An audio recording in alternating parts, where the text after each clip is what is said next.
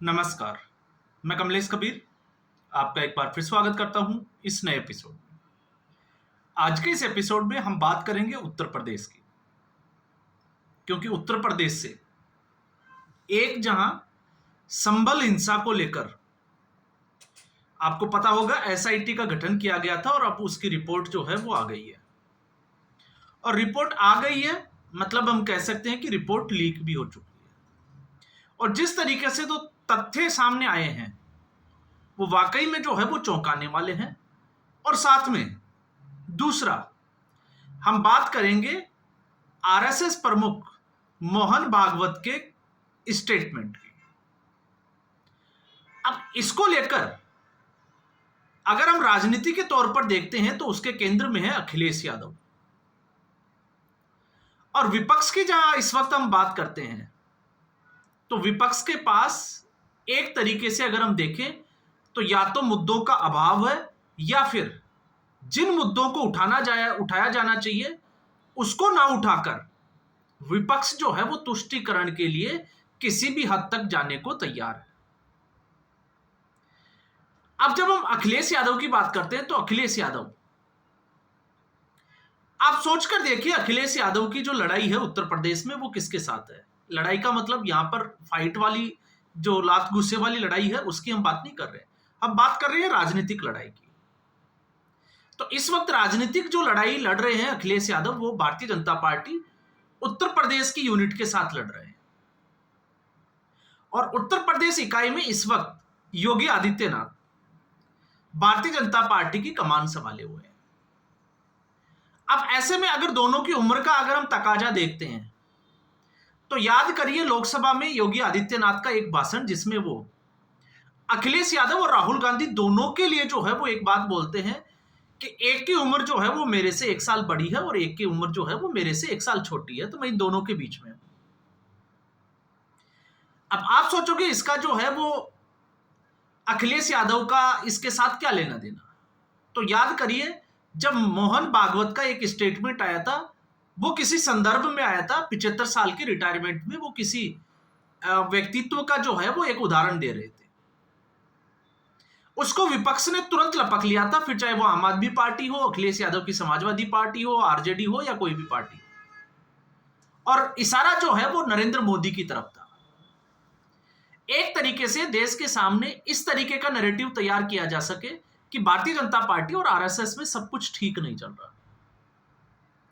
और आरएसएस जो है वो इशारा कर रही है नरेंद्र मोदी की तरफ कि नरेंद्र मोदी को अब कुर्सी छोड़ देनी चाहिए। इसको लेकर एक माहौल भी तैयार करने की कोशिश की और ट्रोल आर्मी तो आपको पता ही है किस तरीके से काम करती है। अब विपक्ष का यह वाला जो दाव था, जब मोहन भागवत से नई दिल्ली में जो उनका कार्यक्रम था आरएसएस के 100 वर्ष को लेकर, जब उनसे यह क्वेश्चन किया गया तो उन्होंने साफ तौर से यह कहा कि मैंने कब कहा कि 75 साल की उम्र में रिटायर हो जाना चाहिए। अब क्योंकि यह बात जो है वो दोनों के ऊपर लागू होती है, मोहन भागवत पे भी और नरेंद्र मोदी दोनों की उम्र जो है वो लगभग उसी पड़ाव के आसपास है। तो ऐसे में आप देखिए इस देश में राजनीतिक तौर पे हम देखते हैं तो आप किसी भी पॉलिटिकल पार्टी का मुद्दा हो सकता है, वो मुद्दा है विकास को लेकर, क्राइम को लेकर जो है वो एक बड़ा मुद्दा हो सकता है, भ्रष्टाचार एक बड़ा मुद्दा हो सकता है। इस तरीके के मुद्दे जो है वो समझ में आते हैं। लेकिन जब विपक्ष उम्र को एक मुद्दा बनाने की कोशिश करे तो फिर यहां से जो है वो उसकी मानसिकता आप लोगों को समझ में आनी चाहिए।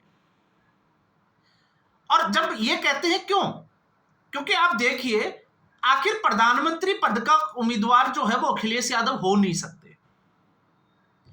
इंडी गठबंधन में वो हो सकते हैं, लेकिन देश में अगर इसको देखें सार्वजनिक रूप से तो क्या देश की जनता या हम देश में सर्वमान्य है अखिलेश यादव? तो फिर इसका जवाब मिलेगा बिल्कुल नहीं, क्योंकि समाजवादी पार्टी इसका विस्तार उत्तर प्रदेश के अलावा किसी भी राज्य में उस तरीके से नहीं है जिस तरीके से होना चाहिए। तो ऐसे में क्या अखिलेश यादव और विपक्ष यह सोचता है कि प्रधानमंत्री नरेंद्र मोदी को हटाने के लिए इस वक्त देखिए दो नैरेटिव चल रहे हैं। एक वोट चोर गद्दी छोड़, जिसमें बिहार में एक तो यूपी के 2 लड़कों का एक साथी जो है वो बिहार में है और एक तेजस्वी यादव। उस मुद्दे के सहारे जो है वो सत्ता में आने का एक सपना देखा जा रहा है, क्योंकि उनको पता है कि 2029 के लिए अगर प्रधानमंत्री नरेंद्र मोदी ही चूंकि उम्मीदवार है भारतीय जनता पार्टी के, तो फिर उनसे चुनाव जीतना जो है वो बहुत मुश्किल है। और ऐसी स्थिति में राहुल गांधी का तो ये लगभग जो है वो आखिरी चुनाव है। तो एक तरीके से जो है वो इस देश में इस तरीके का माहौल तैयार किया जाना चाहिए, या एक सपना कि प्रधानमंत्री नरेंद्र मोदी जनता कुछ करे और नरेंद्र मोदी को जबरदस्ती सत्ता से हटा दे। अब यह भी होता हुआ नजर नहीं आ रहा, क्योंकि धरातल पे जो है वो इसकी संभावना कम नजर आ रही है, क्योंकि यह मुद्दा जनता तक उतर नहीं रहा। और इसका जो है, अगर आपको देखना है तो ग्राउंड लेवल पे जो जितने भी जो रिपोर्टर्स जो है वो काम कर रहे हैं, आप उनका जो है वो जिन लोगों से वो मुलाकात होती है, बातचीत करते हैं, तो आपको समझ में आएगा उनको सुनने के बाद में कि चल क्या रहा है। तो वोट चोर गद्दी छोड़ क्यों है? नरेंद्र मोदी को हटाने के लिए। दूसरा, अखिलेश यादव को भी यही लगता है कि जब तक नरेंद्र मोदी है तब तक भारतीय जनता पार्टी को उत्तर प्रदेश में नहीं हराया जा सकता।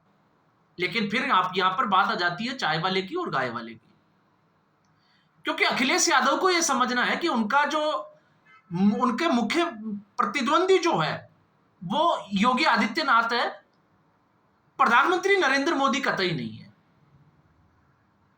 लेकिन फिर भी जो है वो मुद्दा बनाने की कोशिश की जा रही है, तो इसलिए जो है वो एक राजनीतिक सोच का आपको पता चलता है।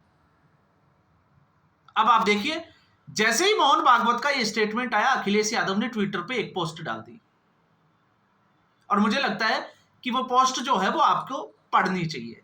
तो ये स्थिति है अखिलेश यादव की। लेकिन इस ट्वीट के लास्ट में एक लाइन जरूर लिखी है कि अगर आप जनता के साथ धोखा करते हैं तो जनता जो है वो आपका राज उखाड़ फेंकती है या आपको राजगद्दी से हटा देती है।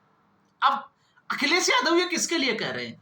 ये मोहन भागवत के लिए कह रहे हैं कि मोहन भागवत ने पूरे विपक्ष को धोखा दे दिया, क्योंकि विपक्ष को यह लग रहा था कि शायद मोहन भागवत जो है वो प्रधानमंत्री नरेंद्र मोदी को गद्दी से हटा देगा। लेकिन मोहन भागवत तो ऐसा कर नहीं रहे, तो इसलिए विपक्ष के हिसाब से मोहन भागवत ने पूरे देश को नहीं, विपक्ष को और देश को जो है वो धोखा दे दिया। अब यह है राजनीतिक सोच अखिलेश यादव की।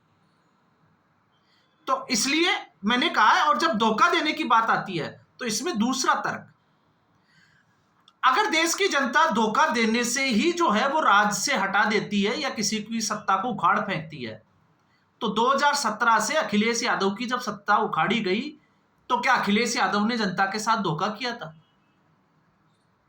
और 2017 से लेकर फिर अगला 5 साल बाद में जो चुनाव आया 2022 का, फिर उसमें क्या हुआ? इसका मतलब योगी आदित्यनाथ को जनता ने दोबारा भरोसा दिखाया, जनता ने भरोसा दिखाया और दोबारा जो है वो मुख्यमंत्री की कुर्सी दी। तो इसका मतलब योगी आदित्यनाथ ने जनता को धोखा नहीं दिया, तो फिर धोखा कौन दे रहा था? अब ऐसे में अखिलेश यादव की एक बड़ी समस्या, और समस्या क्या थी? एक, जिस तरीके से अखिलेश यादव की पार्टी के ऊपर एक तमगा लग गया था माफियाओं का, फिर चाहे वो अहमद परिवार हो, अतीक अहमद, फिर चाहे वो आजम खान का परिवार हो, और अब ऐसी स्थिति में एक बर्क का परिवार। तो कुछ मिट्टी में मिल गए, कुछ जो है वो तैयारियां चल रही है। तैयारियां मतलब भागदौड़ चल रही है कि कब मिट्टी में मिल जाए किसी का कोई पता नहीं है। और क्यों पता नहीं है? क्योंकि योगी आदित्यनाथ को आप हल्के में ले नहीं सकते। आपको स्टेटमेंट तो याद ही रहे होगा कि जून में भी जो है वो शिमला जैसी जो है वो जिसको हम कहें कि सर्दी का एहसास करा देंगे। तो इस तरीके के स्टेटमेंट जो है वो आपको पता ही होगा, मिट्टी में मिला देंगे, वो भी एक स्टेटमेंट था। अब जब हम कह रहे हैं कि समस्या क्या है, तो समस्या यह है कि संभल की जो रिपोर्ट आई है उस रिपोर्ट में जो खुलासे हुए हैं उसमें सीधे तौर से आपको पता ही होगा, जियाउर रहमान बर्क, समाजवादी पार्टी के सांसद, उनका नाम सामने आया है।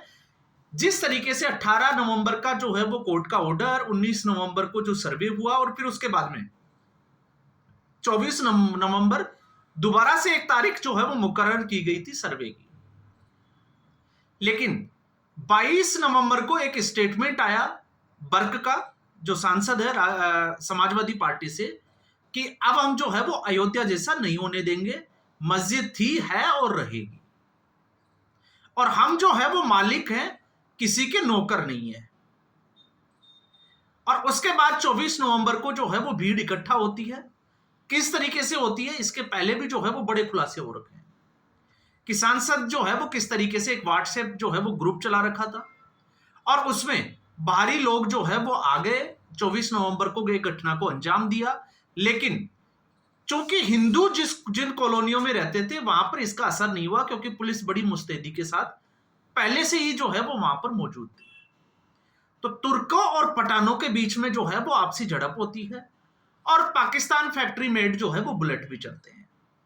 तो इसका दूसरा एंगल ये था कि इसमें जिस तरीके से बाहरी, या हम कहें कि पाकिस्तान फैक्ट्री मेड जो बुलेट्स जो मिले, उसके अलावा अब जो खुलासा हुआ है कि यहां पर जो है वो कुछ आतंकवादियों का भी लेना देना है। और उससे भी बड़ी बात, जब प्रधानमंत्री नरेंद्र मोदी ने डेमोग्राफी की बात की थी लाल किले से, तो उसके बाद में हमने भी जो है वो 5-6 वीडियो डेमोग्राफी के बनाए अलग अलग जगह के, चाहे फिर उसमें मणिपुर का हो, पश्चिमी बंगाल हो, या फिर पंजाब हो, बिहार, उत्तर प्रदेश, ऐसे कुछ राज्यों का। तो जब डेमोग्राफी की बात की जाती है तो आप सोचकर देखिए 1947 से अब तक, 1947 जब भारत आजाद हुआ तब संबल की जो आबादी थी उसमें 55% हिस्सा मुसलमानों का था और 45% हिस्सा हिंदुओं का था।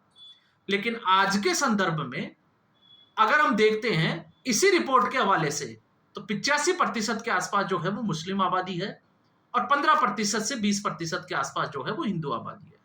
तो हिंदुओं को जानबूझकर टारगेट किया गया, और उसी टारगेट की जो है, जिसको हम कहें कि 1947, 48, 52, 60, इसके बाद में 62 ले या 78 ले, 80 ले, 90 ले, और उसके बाद में जो है वो अभी जो दंगे हुए, एक के बाद एक जो है संबल की इस धरती ने 15 के आसपास जो है वो बड़े दंगे देखे,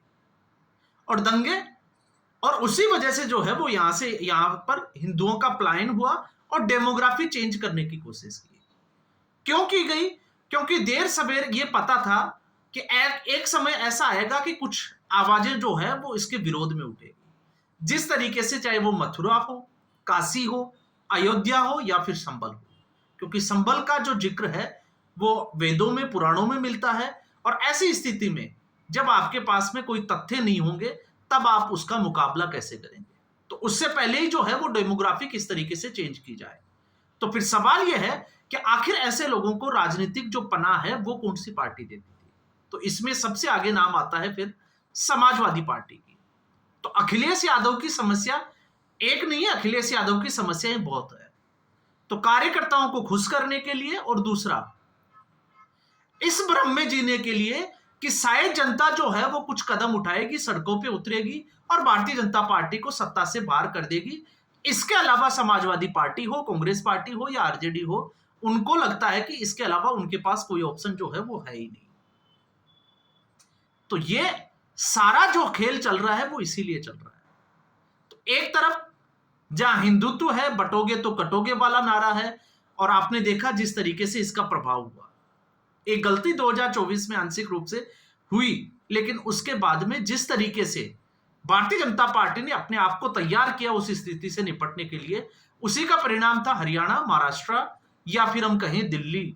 और अब अगर हम देखते हैं उत्तर प्रदेश में, तो जिस तरीके से उत्तर प्रदेश में बाई इलेक्शन हुए और भारतीय जनता पार्टी की जीत हुई, तो आप अंदाजा लगा सकते हैं अखिलेश यादव को भी अच्छे से पता है कि जब मुद्दे ही नहीं है तो फिर लड़ाई जो है वो लड़नी कैसे है।